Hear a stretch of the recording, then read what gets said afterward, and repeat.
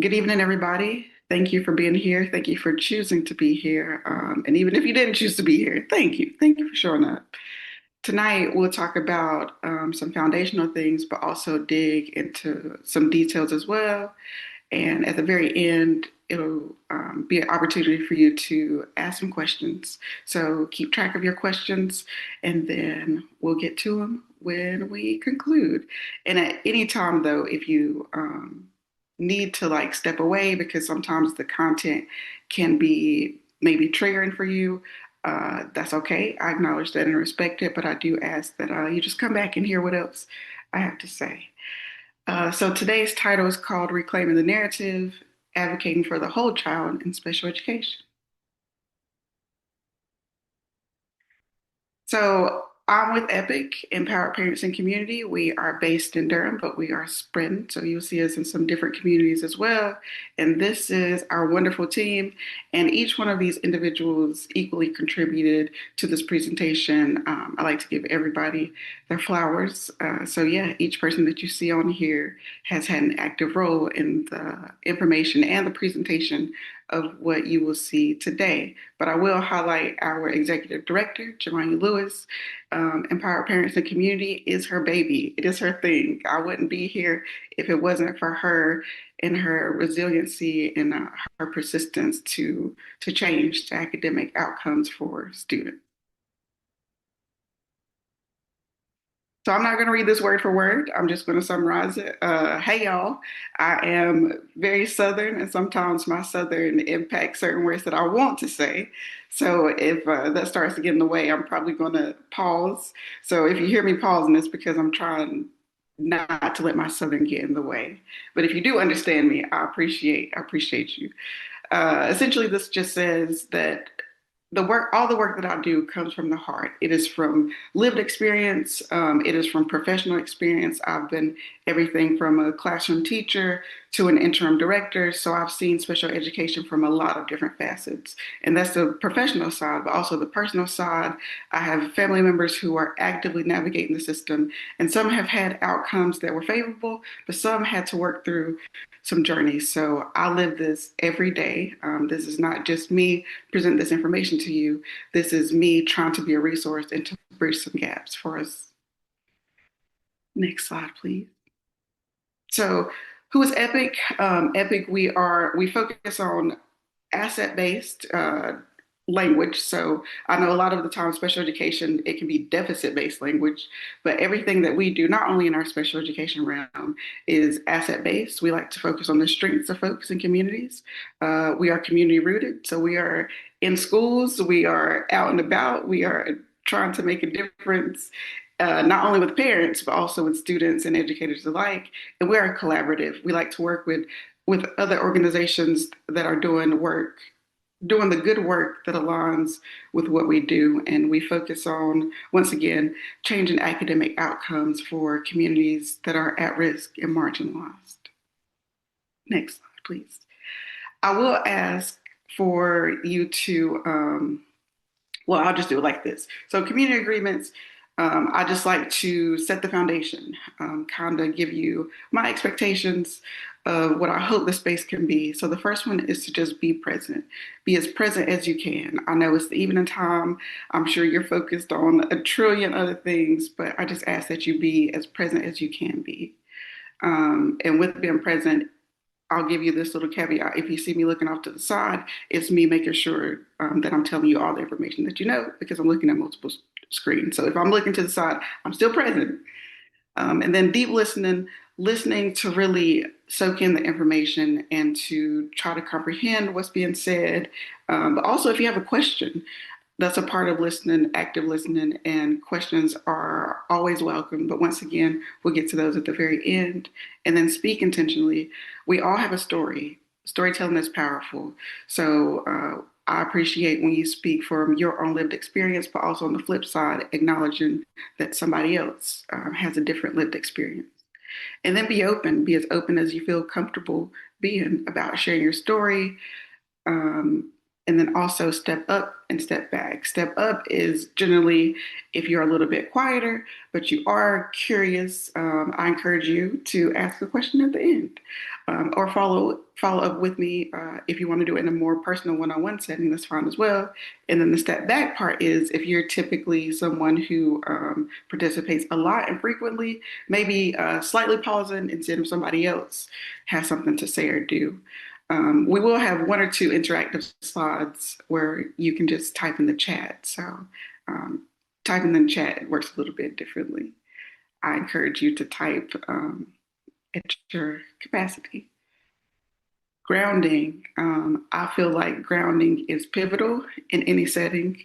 So I like to start off before I get into heavy material for us to just take a breath, take a minute to focus, to refocus, to align, to realign. So we're going to do a quick grounding exercise, and I'll lead you through it.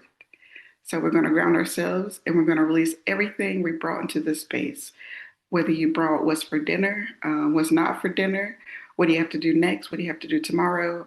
Those are life things. So I'm not saying ignore them. We acknowledge them, yes. But right now, I want you to see if you can release them. And once again, I'll guide you through this. So first, we'll take a deep breath and we'll hold it in for 3 seconds. And then we'll push that breath out for 3 seconds. So first, we're going to take a deep breath and I'm going to count you off. Deep breath in 1, 2, 3. 1, 2, 3. Pause. And then we're going to push it out for 3. 1, 2, 3. We'll do one more round. Remember, we're breathing in for 3 first. Go. 1, 2, 3. Pause. Then we'll push out. 1, 2, 3. Hopefully that was a chance for you to just let it go, even if it is for the time that you're on this call. Yeah, and it's something that you can practice. You can practice it within yourself, with other adults, or with children. Next slide, please. So the why are we here? A lot of the time, everybody wants to know your why. Why are you here? Why should we listen to you? What can I expect? What can I learn from this space? So once again, I've sat in many chairs from a special education teacher, like in the classroom. I've done both resource and I've done self-contained as well, but I've also been a coordinator and then also an interim director. So I've held space in many environments in the special education world. So I've seen how the system works from a lot of different levels. But the most important why for tonight on this journey of information is my why is rooted in just serving the people around me. Excuse me, not only my family and friends, but my biggest role is to close gaps. We don't gatekeep.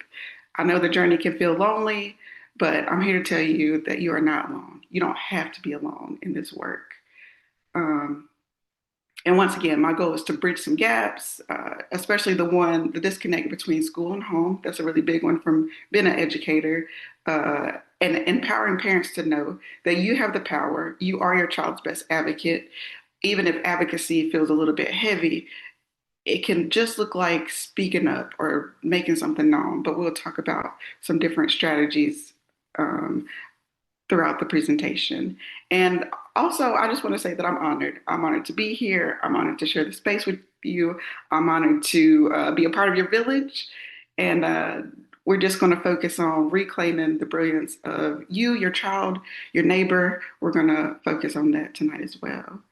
And just a gentle reminder is that we all have a role with the children around us and how they receive access to different resources. And once again, just trust your heart, trust your instincts, and your history with your child. So the school has the data, but you have the story, and storytelling is powerful. I'll probably say that 20 times tonight. And just to reemphasize that your voice is the most powerful tool in any room. So don't be afraid to use it. And so I pretty much just summarized what we'll focus on here. It's just awareness, how we navigate hurdles, knowledge, moving from how it works to how it works for everybody. and then also partnership, bridging those gaps, and then community, going from an individual experience to a collective experience. Next slide, please. So now this is a time, it's kind of interactive. So I'll ask you to put your response in the chat.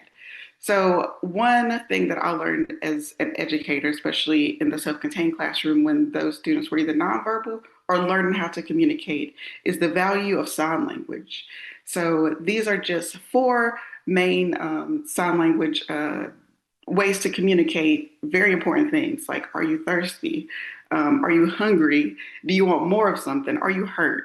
So I feel like those are some very pivotal things that children who cannot verbalize things can learn to communicate. So if you know these already, put them in the chat fast. If you don't know them, I still encourage you to make your best guess. So the first one, yeah, we'll just type the word, whatever you think it is, you just type it in the chat. So we'll start with number one. Ooh, Donnie, y'all are fast. Y'all got it. Yes. Number one, good is eat. All right. How about number two? Number two is more. I probably should have got some harder ones. Number three, you already got it. Yes, that one is hurt. And number four, yes, that is drink. Y'all, gold stars all around. Star students, I'm impressed, pleasantly surprised. Thank you, everybody who chose to participate. And even if you didn't, I hope you learned something. Next slide, please.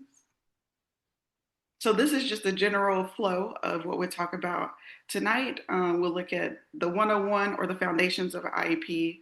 We'll look at the different areas of eligibility in North Carolina specifically. We'll go through the IEP process. Once again, all of this information is North Carolina specific. So just in case you're from another state or if you go to another state, it may look a little bit different. Then we'll look at some timelines and then about the 504, some foundations of it. Then we'll compare the two. We'll take a look at accommodations and modifications very detailed and specifically. Then we'll talk about how cultural relevance plays a part. And then questions to ask at an IEP meeting actually. And then we'll do Q&A at the very, very end. All right, so first we will start with the IEP.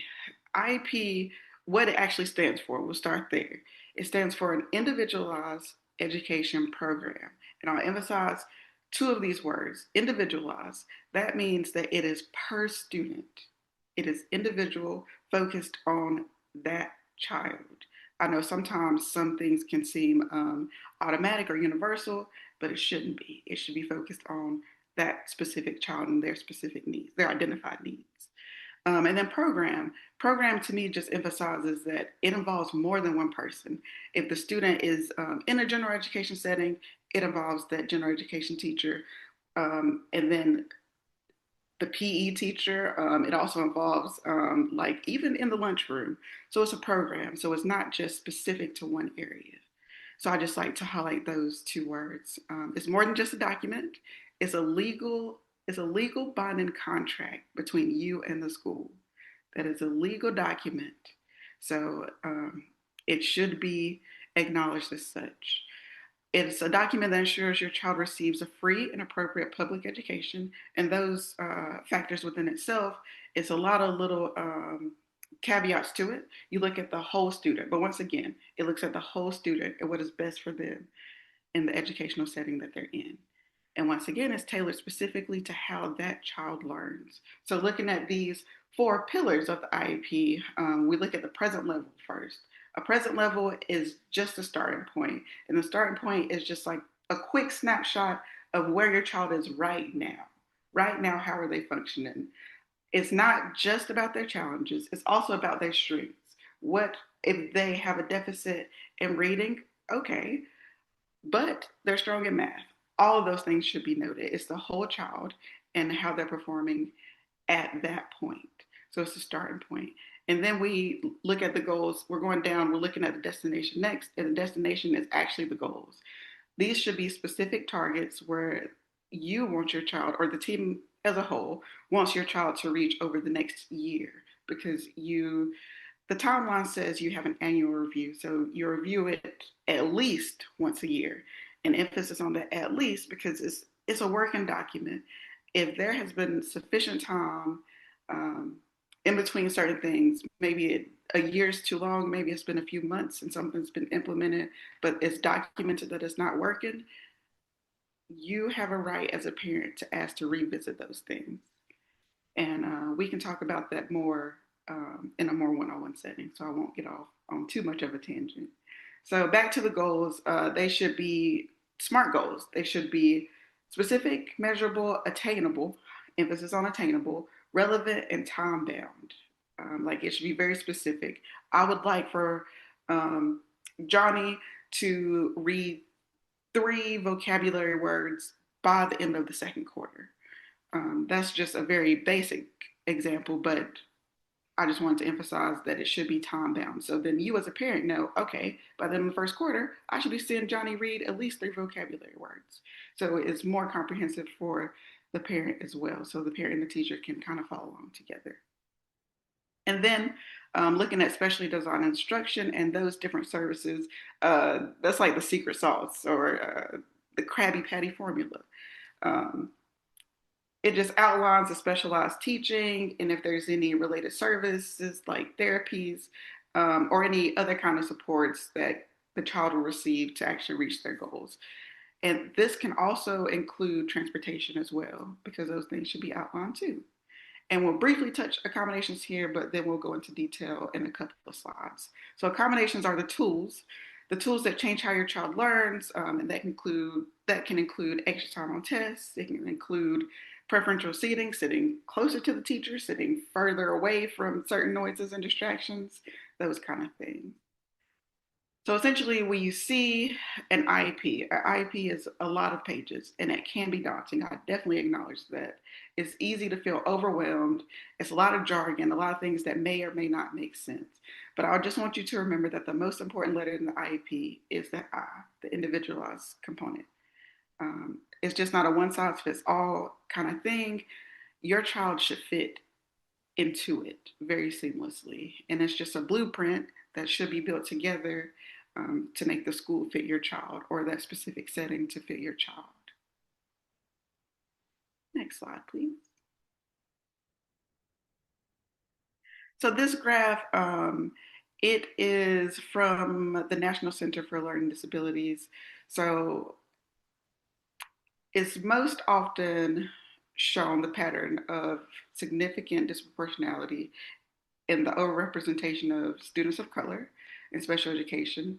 Um, and I'll read specifically from this graph, so I won't misquote anything.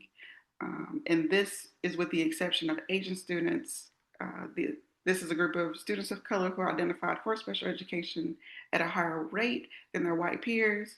American Indian and Alaska Native children receive special education at twice the rate of the general student population, and Black students are 40% more likely to be identified with a disability versus all other students. And that's what this graph is just emphasizing, that disproportionality. And it's the overrepresentation of children in special education programs. The impacts are short term and long term, the harmful impacts of it, and especially for students of color. And then North Carolina specifically, um, a current study said with identification gaps that this is from DPI, North Carolina DPI, and a federal monitoring system just showed that consistently Black students are overrepresented in subjective disability categories. And these categories are where a teacher's perception of behavior or ability plays a larger role in that referral. So those are generally emotionally disturbed or intellectually disabled. Those are those 2 categories that they're speaking of. And North Carolina itself is currently under federal requirements to identify and fix these gaps. So districts are found to have these disparities are required to set aside funds specifically to address the root causes. So this is an example of there is a problem, the problem is named, and now certain states or entities are being required to at least look into the disparities. I can't speak for all school systems, um, So I won't even go off on a tangent there. But NCDPI says that it's a mandate for them to be looking into it. Next slide, please. So these are the areas of eligibility that a student can be identified for in North Carolina. And it just shows that the most common one is a specific learning disability, and that typically just includes if a child has a specific learning disability and maybe math or reading or something very well, like the name says, very specific. And then speech or language impairment, and sometimes a student can receive speech language as a main category, but they can also receive support in the other academic areas as well. And other health impairment, that's most often seen if a child has ADHD. If they have an ADHD or ADD diagnosis from a doctor, you can bring in that resource, I would say, to the school, and then we'll talk about the evaluation process and how it goes in a couple of slides. And then we go into things like autism, intellectual disabilities, emotional disturbance, developmental delays. And a developmental delay, a student can have that label until they are 8, and then they have to be recategorized. In the multiple disabilities, maybe a child needs support because of multiple things. That's also an area.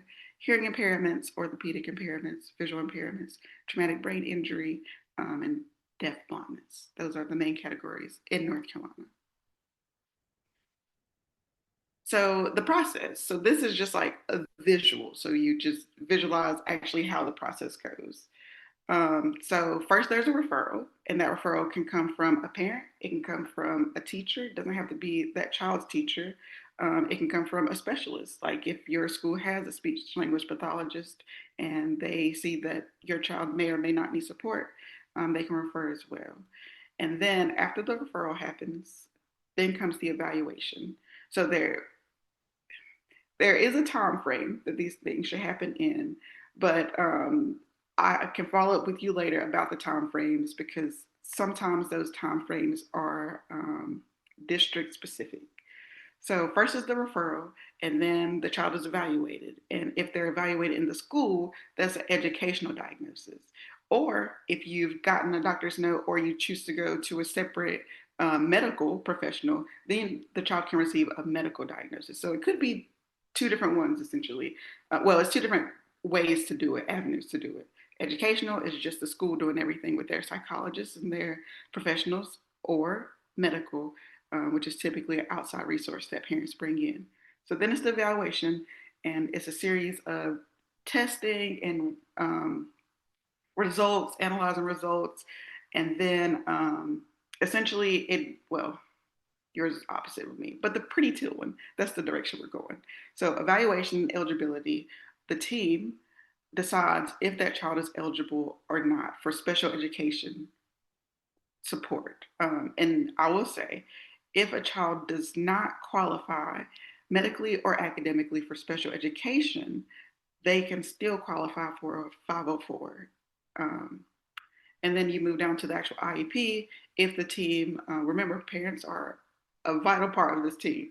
So if the team deems that the child is eligible, then the actual IEP is written. And the parent has an active role and an active say in how the IEP is written. Then placement just kind of determines how much time or how many services or how the duration and frequency of the services. That's when that's decided. Like, will they get pulled out into small group setting? Will they stay in their classroom and the teacher pushes in?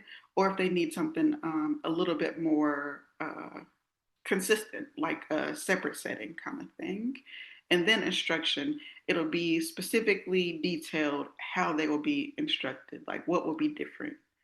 And then the annual review, that's when the IEP is reviewed once a year. It should be reviewed at least once a year, but once again, it's a working document. So if there's been enough time in between and data to prove something's not working, you don't have to wait that whole year.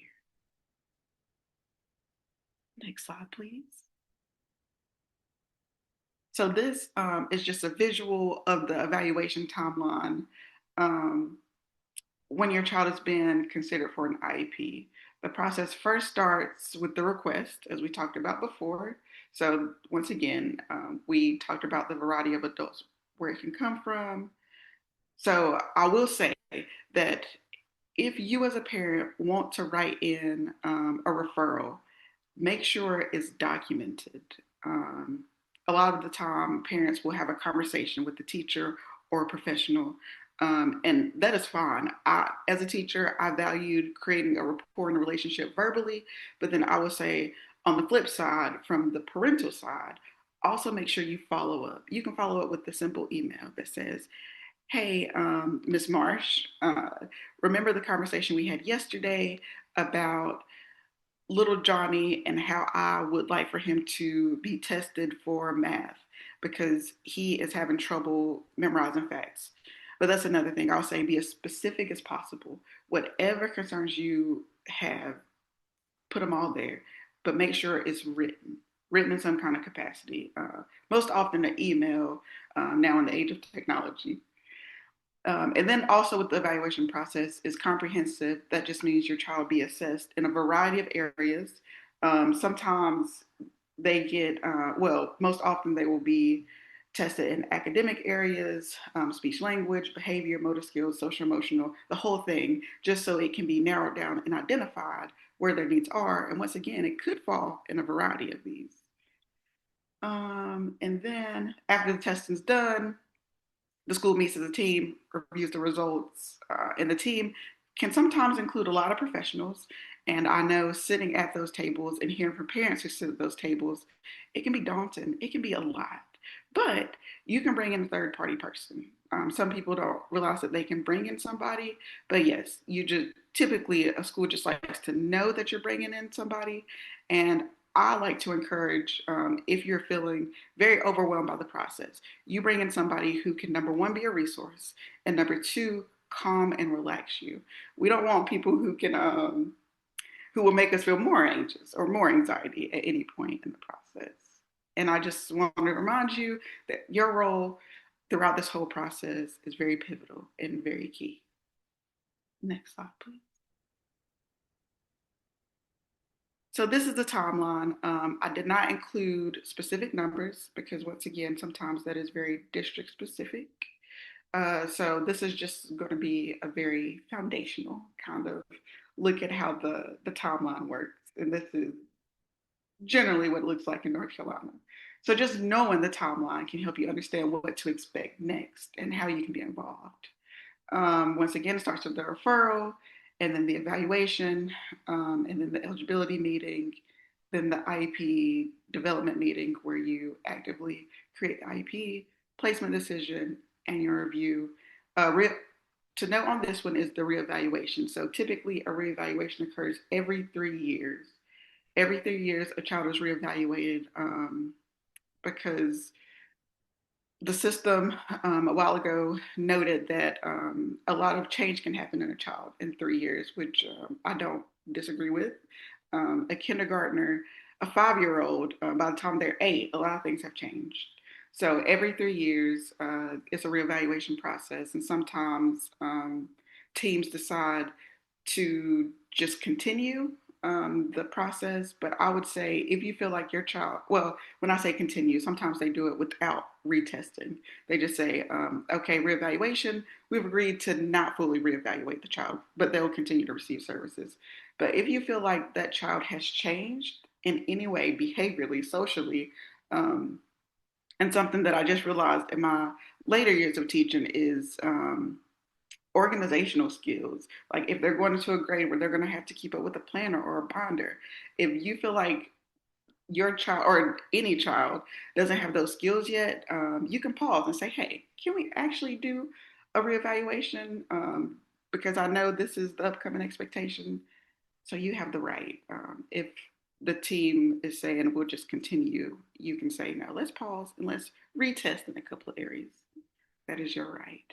And throughout the process, your involvement is critical. You have the right to ask questions, as many questions as you want, to request meetings, and to give input in the plans. Next slide, please. So now switching gears a tiny bit, we talked about the IEP. That was the foundation of the IEP, and that process. So now we'll look at the 504 plan. So the 504 plan will start with the section that says student with disability. It just notes that the student does not require specialized instruction. That's one of the differences between the IEP. But the student does have a disability. Once again, there's academic diagnosis and a medical diagnosis. And then going to the curve, the accommodations, the 504 plan just ensures that there is equal access to education. And when it says levels the playing field, it just gives that student um, the support that they need. And it also promotes student success. It's also reviewed annually. It's very student specific as well. And then it's shared with just those who essentially need to know. Next slide, please. So this just compares the two. It gives you like a visual because I'm a multi-learner. So this just gives you a visual representation of the difference between the two. And I got this from a website that was called, let me quote it correctly, www.undivided. And they just, I think this was simple enough for us to visually see the difference between the two. And they just talked about the big picture. So start with both of them, both an IEP and a 504. They're both legal documents designed to support students with a disability, but they do so in different ways. So the IEP itself is designed for students who need specialized instruction, and the 504 is for students who can learn in a general education classroom, but they just need some accommodations. They both have legal foundations. They're both grounded in legalities and laws, although two different laws, but they're both legal. So the IEP is part of IDEA, which is just focused on, once again, that free, appropriate public education through specialized instruction. And the 504 plan is Section 504 of the Rehabilitation Act. It's a civil rights law focused on equal access. Um, Let me figure out. No, not figure out. I'm just trying to note the highlights for you because I don't want to read it word for word. Another thing to note is the student must have one of the 13 qualifying disabilities that we looked at earlier to receive an IEP. But if a student qualifies for a 504, they should have a physical or mental impairment that substantially limits a major life activity. I know when I was a classroom teacher, I had a student who broke their arm. They broke their arm and it was time for the EOGs. And that substantially limits a major life activity because it was their writing hand. It was their writing hand. And so the parent went to the school and then we had an emergency 504 put to place so the student could take the test and have equal access. That's just an example of how it could work. But this also means that a student with ADHD may get a 504 if they don't need specialized teaching. But if they need an IEP, they'll get supports, more intensive support. And IEPs themselves can include special education services, related services like occupational therapy, speech language therapy. IEP has accommodations and modifications or modifications. And the 504 just has accommodations like flexible seating if the student is inattentive sometimes, or if they have trouble with handwriting. Accommodation could be that they type out their things instead. And typically in the meetings, IEP team has a lot of professionals at the table, but a 504 team is substantially less professionals at the table. And choosing between the two, an IEP and a 504, it's not about which one is better or even which one is worse. It's about which one fits the student's needs. And families have the right to request evaluations for either plan or both, either or. And then schools have a legal obligation to respond and to collaborate. Next slide, please. So now we'll look at accommodations first, a little bit in more detail. So the way I like to look at accommodations it's all about meeting the child where they are. So accommodations assist the students with learning the same materials presented to their peers. It's the same. The same expectations are set. So essentially, if a student is reading on a fifth grade level, they will still receive fifth grade level content. Essentially, they're learning the same content just in a different way. If the student is in fifth grade, they're presented with fifth grade material, but they need more support. This document to the side is just a list of accommodations that could be requested, like preferential seating once again, and sometimes that's just viewed as closer to the teacher, but sometimes the the teacher is closer to the door and looking out the door is a distraction for the students. So you can request that they are further away from the teacher. Or you can have very specific things like using a calculator to double check their work, receiving a copy of notes, because note taking is something that I know a lot of students struggle with, even me with my attention span sometimes. So that's one that I've seen a lot. So this is just well, not a comprehensive list. It's just a list of accommodations that could be provided to students if it's deemed necessary. But the important thing is accommodations are about meeting a child where they are. Same material, same expectation. And let me see if I mentioned everything. Yes, so remember, accommodations are an IEP and a 504 plan. Next slide, please. So a modification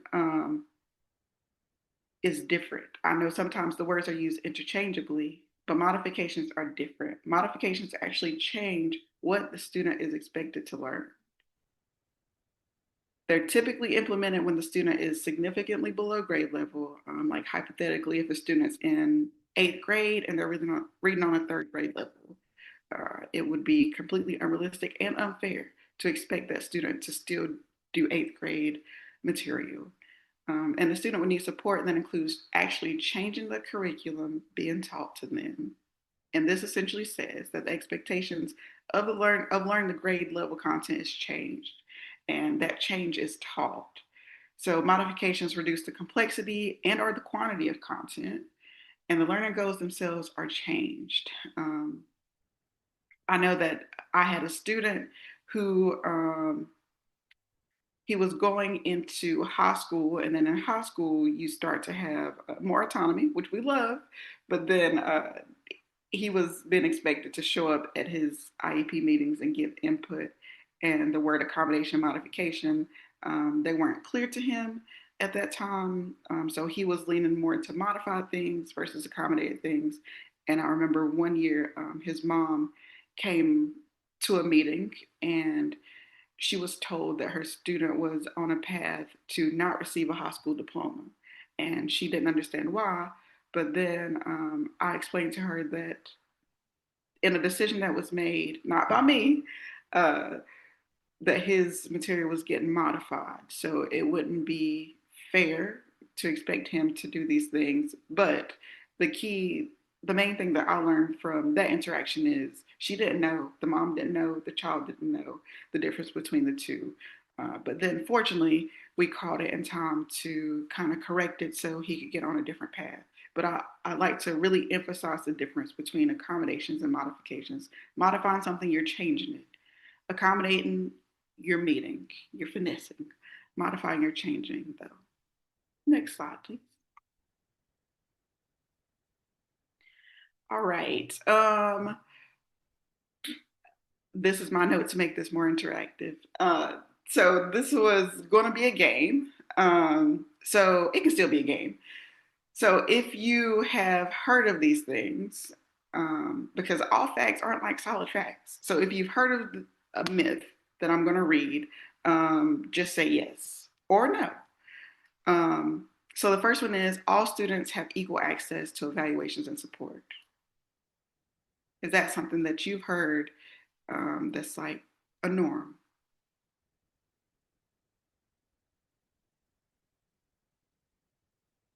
Yeah, I see mixed answers, and I'll say, coming from personal and professional background, I heard it in a lot of professional settings, but then personally working with my friends and my family, I know that that is said, but not always true. And one fact that was behind it is just stating that students of color, especially Black and Latino children, often experience delays in referrals, fewer screenings, and less access to culturally competent evaluators.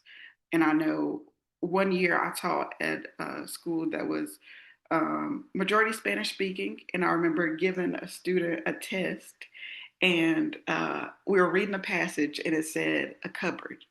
It was like they went to the kitchen and they reached into the cupboard, and then the follow up question was asking about the cupboard. But this child had never been exposed to what a cupboard was. Honestly, I don't even call it that. I call it a cabinet. So that's just an example that I found a lot of the time where it's like this expectation or assumption, even, but it's not always a way that's a good way to measure what a student comprehends because you don't know what you don't know. The next myth is parents just need to ask and their child will be evaluated right away.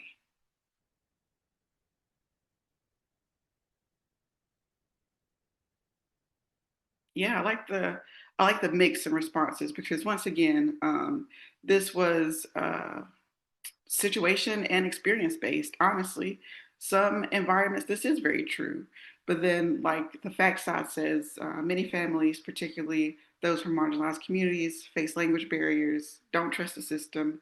There's a lack of advocacy, like a knowledge of, hey, I as a parent can ask, which delays or prevents evaluations. That's why I like to do my part in empowering parents. And I hope that you all who are here, you can spread the word, spread the knowledge, because once again, you truly don't know what you don't know. And then the last myth is special education services are applied the same way across all races.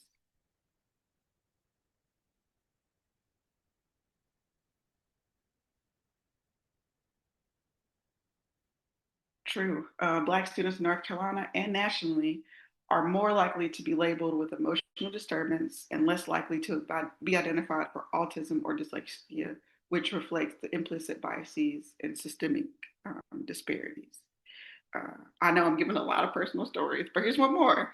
I was working as a special education coordinator, and I was just going into a school and just making sure that their paperwork aligned with the teaching and the resources provided. And I remember I had this one student, he was in third grade, and he came to me mild, sweetest thing, precious little boy. And reading his paperwork, it didn't match with the student who was in front of me. And he was labeled as emotionally disturbed. But then talking to him and then talking to his dad told me that he had got um, academically diagnosed about a year, so in second grade. So he came into third grade with the diagnosis. So his dad told me that his mom, the child's mom, had passed away 13 months ago. So a month before he got evaluated, his mom had passed. And I will say, even as an adult, um, I would probably be a little bit emotionally disturbed as well. So then we looked at the whole student. This was a trauma that had happened in his life. We have to acknowledge that trauma, and then we addressed it in more of a social emotional kind of way. And then eventually he started showing progress in different areas because they would say he would have outbursts and get very like angry and defiant, which it makes sense with that kind of trauma. But then eventually we got him some positive coping strategies and some words to say and some signs to use. And then eventually we realized that he actually had autism. So the autism part of him was getting overlooked because of the other diagnosis. So that's just an example. Next slide, please. So I like this quote. I don't know if you've heard of Tiffany Hammond. She's awesome. She is amazing. She fidgets and fries. And it just a quote that resonates with me. It just says society doesn't see an autistic child, they see a black child. And sometimes they don't even see child when they look at my children, which is re-emphasized from so many stories, so much lived experience, even my lived experience as a professional and not even a parent. So We just want to see the whole child, not only Black children, we just want to see the whole child. Any child who is at risk or marginalized or misunderstood, even. We want to see the whole child. Next slide, please. And I did want to just take time to address some things that have been happening recently in our community and neighboring communities, and just talk about some holding our system accountable, and some main things to focus on are safety, trust, and our children. And I know the situation for me, it was heavy coming from a professional and personal standpoint. So many of you may know, some of you may not, but there was a recent indictment involving staff in Durham. Um, the headlines were painful and it hit close to home because it was surrounding some, I would say, inappropriate behavior with a child with a disability. I won't go into the details because I don't think number one, that I have like explicit details because I wasn't there.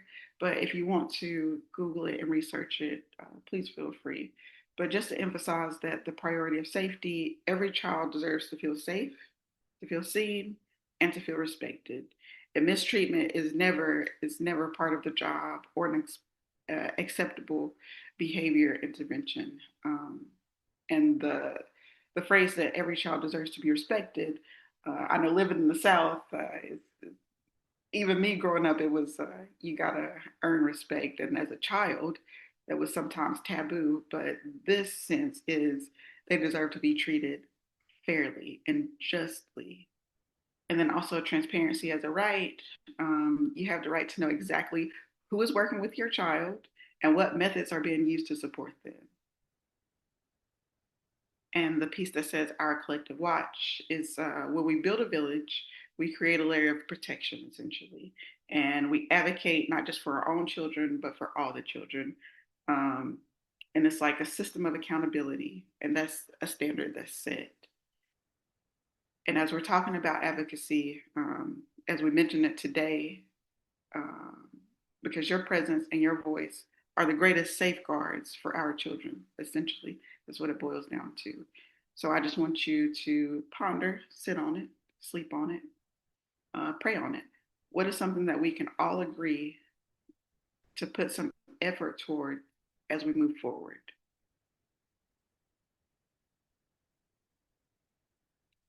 And these are some, I mentioned earlier that you have the right to ask as many questions as you want to. And I know that what I ran into as I was coming out of the classroom, a lot of parents didn't know what to ask.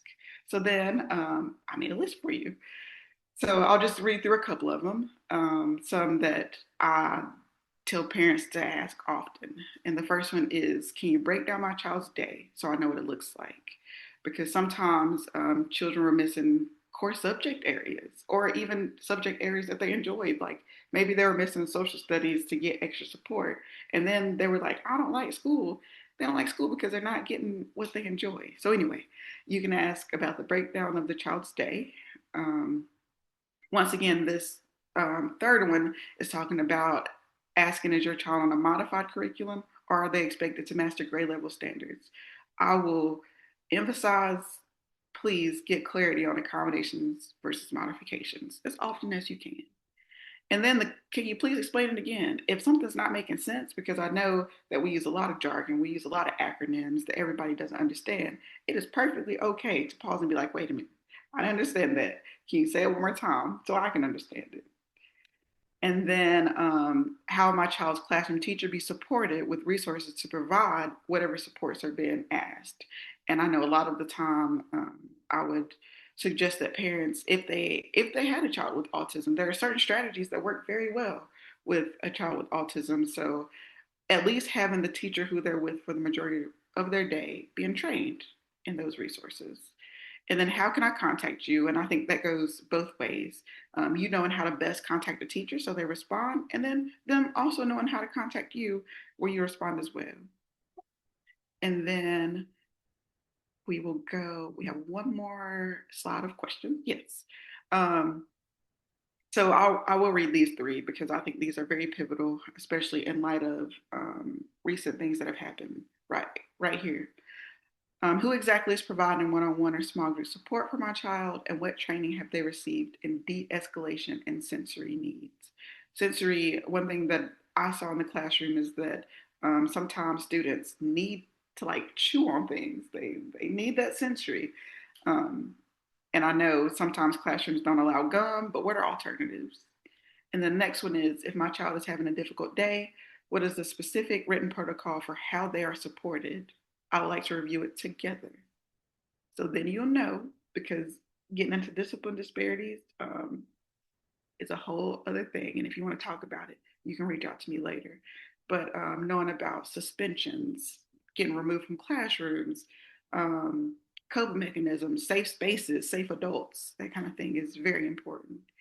And then how will the school communicate with me immediately if there's an incident regarding my child's physical or emotional safety? And I think a lot of times parents are called if something physical is happening, but how about emotional?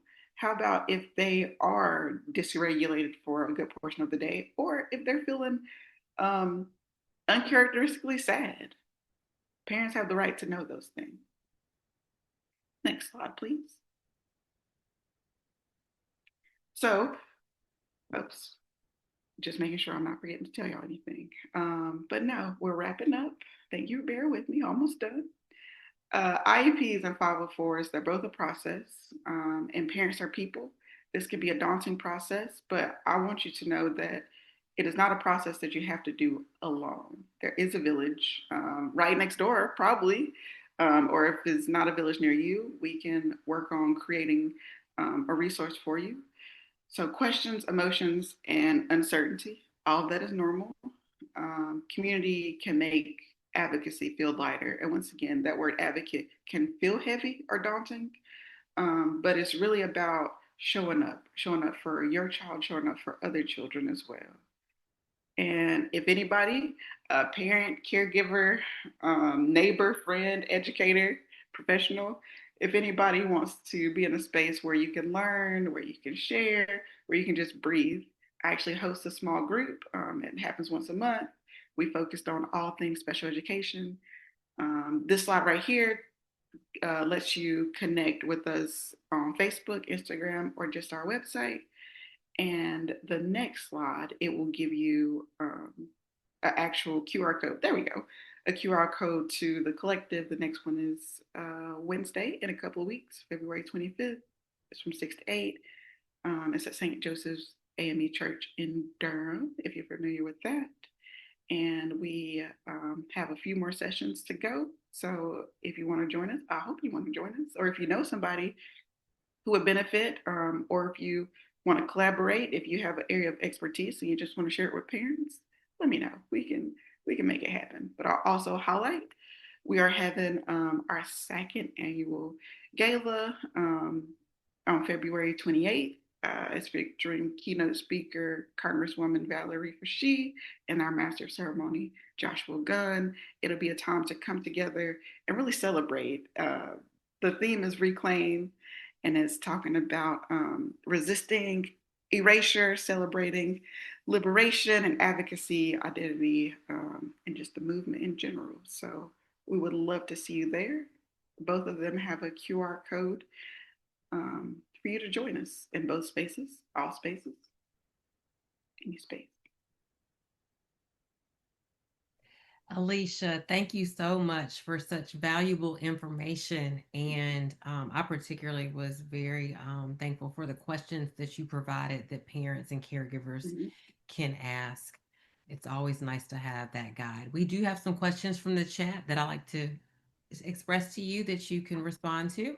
Okay. The first is, do you have any tips for big transitions? We are moving with an IEP from the elementary setting that has felt very supportive to Mm-hmm. middle school. I know going from one or two teachers to multiple teachers may be more challenging. Yes, I think you're doing amazing by just acknowledging that the transition is going to be different and it's going to be big. And what has helped my friends and personal experience with the transition, but also me as an educator, because I taught self-contained for 5 years. So I had the same babies for 5 years.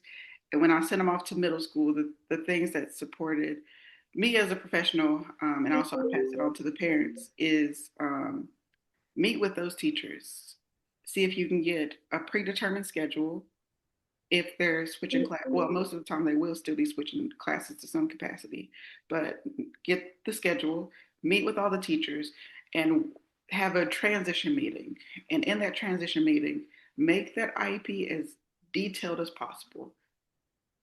Details, details, details. Like if your child, well, the difference in elementary and middle school sometimes can be very, very stark. And the expectations in middle school are, we're trying to foster independence. So certain things in middle school, like note taking, even increasing independence, I would really tune in on those key things. And I would say be as specific as you can in that transition meeting. If they haven't made you aware of a transition meeting, I would say email the teacher and just ask, when will we have a transition meeting, or can we set up a transition meeting? And what helped me was having a transition meeting where the current teacher was present and the potential um, other teacher in the middle schools. Even if that wasn't for sure that teacher, that was somebody at the middle school who has talked to you and has talked to the other teacher. Once again, I'm all about bridging that school to home disconnect. Hopefully that helped.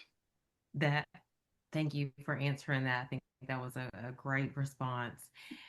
Is there a comprehensive list of accommodations for SLDs such as dyslexia? I don't even know what is available for my child, and I feel like the school withholds information. We're going to be sending out this presentation, and I do really remember that there's a slide that lists all of those, correct?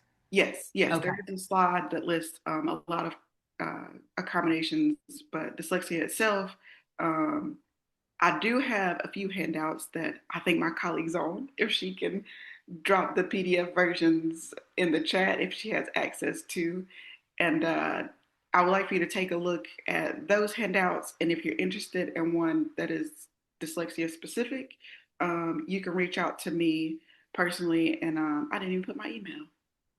Um, but we'll get you my email. And if you're interested in that format, I can send you one very directly for dyslexia specifically. And Alicia, we'll make sure your email, if you'd like, is included in the resources that we'll be Yes. sending out in our follow-up email to all registrants tomorrow. So, Yes. Yep. okay. I know, let's see. I want to reference the exact one of the myths that you referenced. She wanted this question refers to one of the myths, and it says, why do you think that Black students are less likely to be identified for AU or dyslexia? From my experience and very limited studies and research, what I've come to understand is sometimes it is a misunderstanding, misinterpretation of behaviors, and implicit implicit bias plays a role. Like what is seen can be often misunderstood. Certain behaviors that a child with autism can display can sometimes be mislabeled as behavior. Even stimming, children stim in very different ways, but it's all sensory. And sometimes,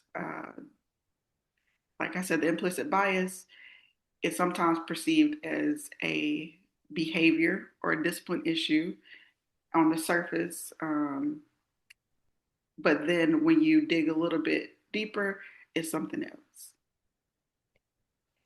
Is the when in with reference to the 504 versus the IEP process, is there an annual review requirement for the 504? Yes, that one should be reviewed at least once a year, but I would say uh, definitely make sure that it is updated before major testing. That's what I would recommend with the 504 plan. Once again, IEP is a working document. If something is truly not working and it's been given enough time to work, revisit it, open it back up, adjust it. 504, I'm not saying it's more rigid, it just has not as many components as an IEP, but I would say the main thing is it includes a lot of accommodations. But same thing, if you feel like the accommodations that are being provided are not working and it's been given time to work, you can also request a 504 meeting as well, sooner than Okay. 1 year. What do you do when the school denies the IEP and wants to only offer the 504, but they made the decision with all the information? You contact me, then we can walk through. Okay. that is Simple a enough. that is a very real thing that happens more often than you think. And I only say that because I can give an answer, but I feel like my answer would be very umbrella, and I would just like to chat a little bit more to see the specifics of it. Awesome. So we'll ask that person to make sure they reach out to you once they get your information. This person is coming from Francis Marion University and require their students to attend. Do you have a user-friendly place to go to for the timeline of days from IEP referral to implementation? When I was in North Carolina, I had them down. I do not in South Carolina. Ooh, South Carolina. Actually, I think I have a former coworker who is in South Carolina. Once again, my expertise is in North Carolina, um, but South Carolina, I don't want to misquote or give you misinformation. It's funny because I don't want to just tell everybody, reach out to me, but for real, I just don't want to misquote anything. And I can reach out to my former coworker and ask them how South Carolina works because I truly don't want to give you misinformation. Is there any guidance you can provide, Alecia, on the transition from high school to college with the current IEP? Ah, that's a good question. IEPs do not follow you into college. Um, that transition requires a lot of advocacy from the parent and the student. I know that sometimes universities, colleges, community colleges, whatever the case may be, they don't want the parent to be the one who's communicating. They want to hear from the student. And I'll even speak for my sister. She didn't have an IEP, but she was having trouble testing in the college setting. She came from a super small high school. It was just different. So she had to advocate for herself to get extended time on tests. So um, you can take elements of the IEP that were effective, but you and your child will have to advocate for those things to be implemented in the college setting. Unfortunately, it does not automatically follow. I think that is it for all of our questions. Thank you so much for all that you shared and your willingness to be available. Again, for those that are on, you'll be receiving our resources, or resources that Alecia and EPiC are providing, Mhm. along with her email address. And Yeah. we do highly encourage you to reach out to her, as we know from what you presented tonight, that you are an expert in this field, and we appreciate your expertise that you've shared with us. Thank you all. Please look for our next Heal Connect that will be next month, working, or excuse me, with the subject of AI and education. Thanks again, and good night.